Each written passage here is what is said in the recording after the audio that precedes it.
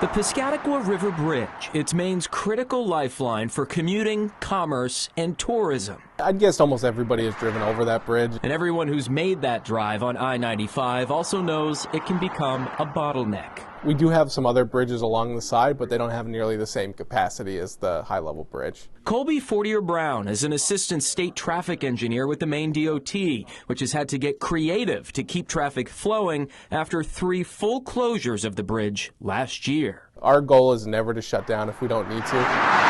But some emergencies warrant it, including major crashes or a mental health crisis, and even more serious scenes like back in August when the New Hampshire man accused of murder got into a standoff on the bridge and was ultimately shot and killed by police, leading both directions to be closed for hours. Even though it was at maybe 3:30, 4:30 in the morning, there were still enormous traffic impacts. Which is why each closure triggers a multi-agency response from across state lines. It takes the coordinated efforts of all of us to be successful in that. Lieutenant Jodell Wilkinson, who leads the Maine State Police's Troop G on the Turnpike, says the stakes are high during a closure, not only to open the bridge back up safely, but also to get miles-long backups moving again once it does. Are there lessons learned every time there's a closure?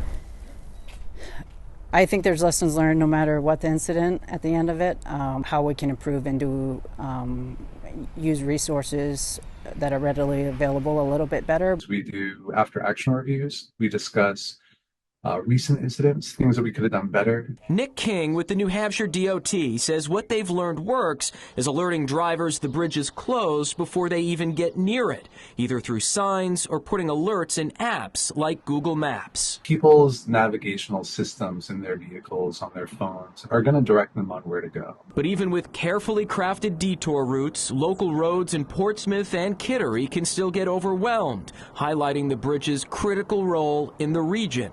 Which is why planning is also underway for a worst-case scenario, like if what happened to the Key Bridge in Baltimore were to ever happen here. We're starting to look at what would be the most efficient way to move traffic around on a long-term basis.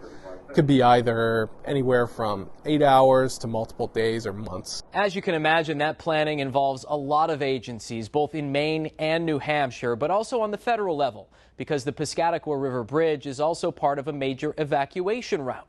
The Maine DOT says it will likely take multiple years to develop that plan. For the I-Team, I'm Dan Lamparello.